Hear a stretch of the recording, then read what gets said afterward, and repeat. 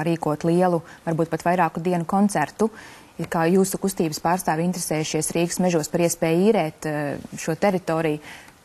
Cik tas ir patiesi, cik tālu ir šī iecere? Nu, redziet, visā procesā, kad es ļoti daudz tikos ar sabiedriskām organizācijām, un sabiedriskās organizācijas arī pašas nāca ar iniciatīvu, kā caur kustību popularizēt savu sabiedrisko organizāciju darbu, dažādas sabiedriskās aktivitātes, kuri nodarbojas gan ar ģimeņu projektiem, ja tur, teiksim, Lietušo sieviešu apvienība, vēl citas organizācijas, kā kopā arī kaut ko darīt, kā kopā pulcināt cilvēkus un parādīt to labo darbu, ko cilvēki izdara labdarībā.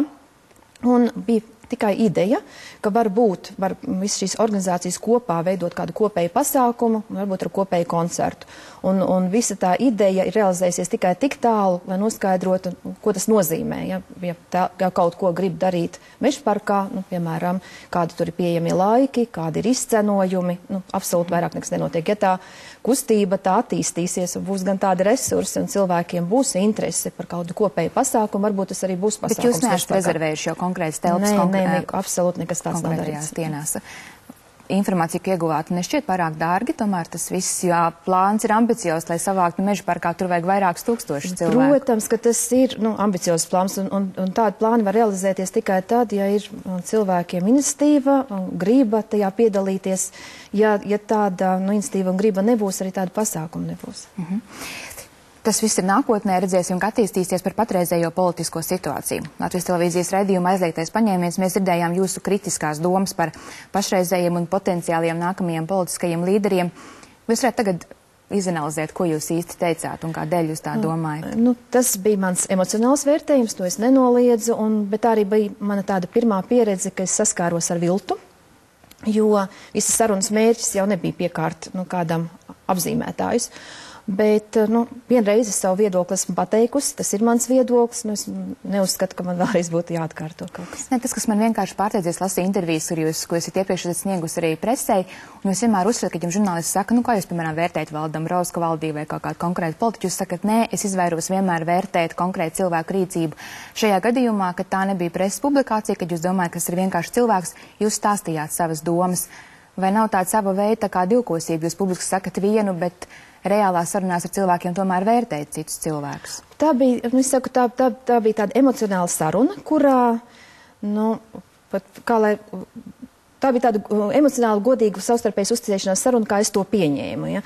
Bet es tiešām izvairos vērtēt cilvēkus. Tā bija tieši saruna par to, kādā mērā, kuram cilvēkam, cik tālu par ko var uzticēties. Tā ir cilvēks tajā brīdī ir jāraksturo. Ka šajā gadījumā jūs, varbūt mums arī vajag emocionālu sarunu, lai jūs arī man tagad izstāstītu to, ko jūs patiešām domājat par kaut vai topošajiem politiskajiem līderiem, kas atkal plāno atgriezties uz politiskās skatuves. Kādēļ jūs tagad nevarat par to runāt? Es nezinu, bet es neredzu tam pamatu tagad nekādu. Kas no tām? Bet tomēr mēs varam izglītot sabiedrību. Jūs pasakiet cilvēkiem jūsu viedokli, ko jūs domājat. Tieši par ko? Piemēram, par Eināru Repšu jūs minējāt, ka viņš ir nepārāk normāls. Ko jūs ar to domājāt? Jo viņš arī tagad nāk uz politiskās skatuves, viņš ir jau bijis. Tas cilvēkiem palīdz orientēties, ka ir šāda viedokļa dažādība. Bet vienu reizi es esmu pateikusi savu viedokli, un es tiešām vairāk viņu negribu atkārtot. Es esmu strādājusi kopā ar Eināru Repšu. Es redzu, kā cilvēks uztver lietas un dara. Man vairāk ir žēl, ja viņu izmanto citi cilvēki. Viņš jau iet ar savu misijas pārliecību, ka viņam ir jāizdara labas lietas. Bet tas, kas notiek, ka vairāk ar viņu pašu manipulē, viņam pašam neapzinoties, kā viņu izmanto. Cilvēcīgi man vienkārši ir žēl. Piemēram, kas būtu tā manipulācija, ko viņš neapzinas vai ko viņam vajadzētu varbūt saprast vai darīt savādāk? Bet tie ļoti tādi abstrakti jēdzieni vienmēr manipulācija. Katrs cilvēks ir savādāks. Un šajā gadījumā arī individuāla saruna, kas man bija ar Eināru Repšu, es sapratu, ka ļoti daudzas lietas, kas ir notikušas tajā laikā, kad viņš bija premjers, viņš pat nebija lietas kursā, viņš nesaprata, kas īstenībā notiek. Ja? Tas nozīmē, ka aiz viņa muguras kāds cits kārto jautājumus. Tas nozīmē cilvēku izmantošanu, ja viņš pats nav lietas kursā par to, kas notiek viņam apkārt. Ja. Bet jūs nenožēlojat to, ko jūs teicāt šajā ierakstītajā sarunā? Es nenožēloju, es esmu pateikusi savas domas, savu viedokli, kā es to redzu. Attiecībā vēl uz Eināru Repšu, bet nedaudz citādā kontekstā. Jūs minējāt, ka Repšs kungs ir savdabīga personība. Vai jūs kaut kur nebiedē, ka arī jūs ar saviem šiem izteikumiem un aktivitātēm, ka arī jūs var uzsvērt par tādu īpatnēju personību, kura nāk ar retoriku, kur varbūt vairāk ir tādi ezotēriski jēdzieni, nevis tādi tieši racionāli, kā mēs esam pieraduši dzirdēt. Bet, kā mani citi uztver, ja godīgi, man tas tiešām maz uztrauc. Es zinu, kāds es esmu cilvēks, ko es varu izdarīt, kā es rīkojos, un es uzņemos atbildību par to, ko es daru. Tā kā es neklausos īpaši tajā, ko cilvēki domā par mani, tad es neko neizdarīšu, es dzīvošu tajā pasaulē, kurā cilvēki man apspriež. Kādi jūs esat kā cilvēks? Ko jūs zinat pati par sevi? Es esmu godīgs cilvēks, es nenododu. Es esmu atbildīgs cilvēks, arī atbildu par saviem vārdiem.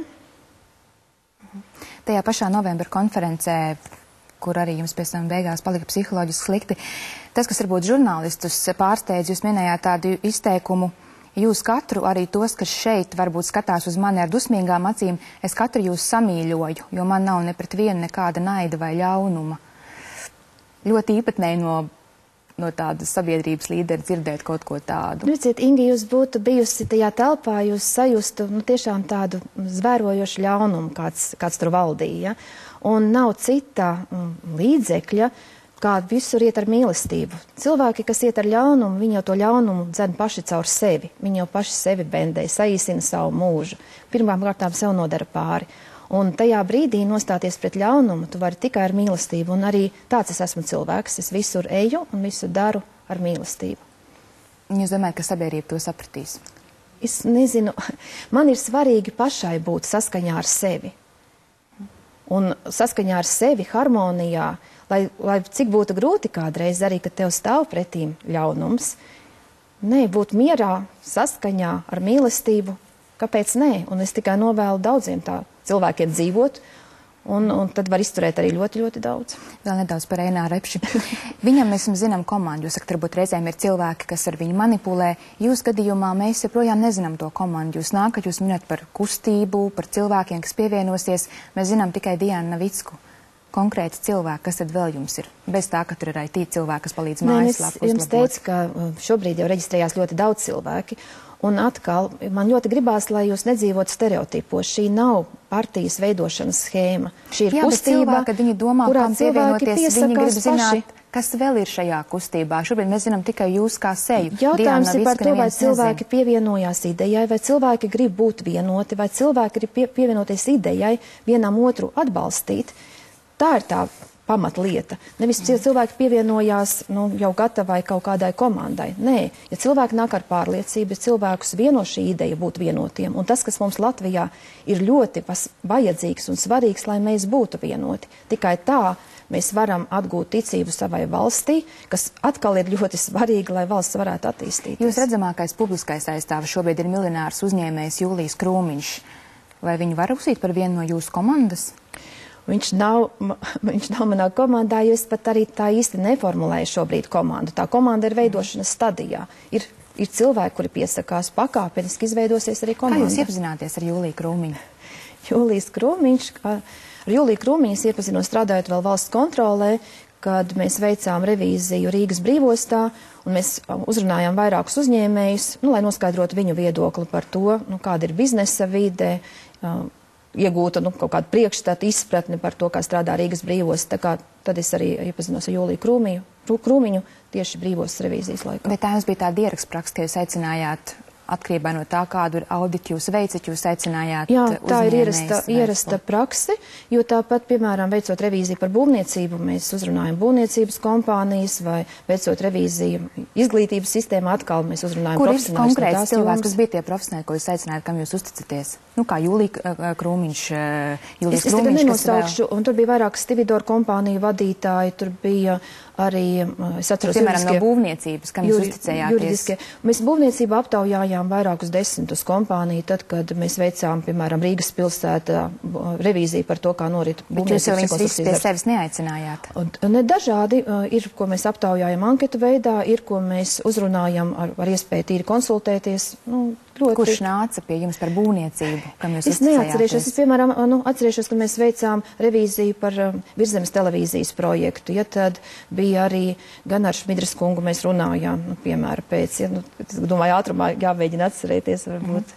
visas nevar. Man tad jāpadomā, ja jūs gribiet tās konkrētās. Es saprotu, ka pie jums arī uz darba kabineta arī toreiz nāca cilvēki, kas varbūt nav tieši saistīti ar tā kā tiešiem darba pienākumiem, bet kur arī bija tādi tīri ideoloģiskie cilvēki, kā piemēram tautā zināmais Neo vai Ilmārs Poikāns.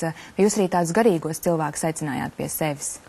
Ar Ilmāru Poikānu mēs arī konsultējāmies. Es zinu par informāciju tehnoloģiju jautājumiem kādā projektā, bet arī, kā vēl Inga, man katru pirmdienu arī bija oficiālie cilvēku pieņemšanas laiki. Un arī citos laikos, ja cilvēki nevarēja tikt pirmdienās vai kaut kāds darba grafiks mainījās, cilvēkiem bija iespēja vienkārši pierakstīties uz pieņemšanu, nākt ar savām problēmām vai savu atkal kaut kādu redzējumu, vai nākt pēc padoma. Tā bija ierasta prakse, ka diezgan daudz cilvēku apmeklēja, izmantoja šo iespēju pieņemšanas laikā man apmeklēt. Par to jau uz kādiem pasākumiem jūs gājāt. Mēs runāsim pēc reklāmas pauzes. Tiekamies jau pēc īsa brīža.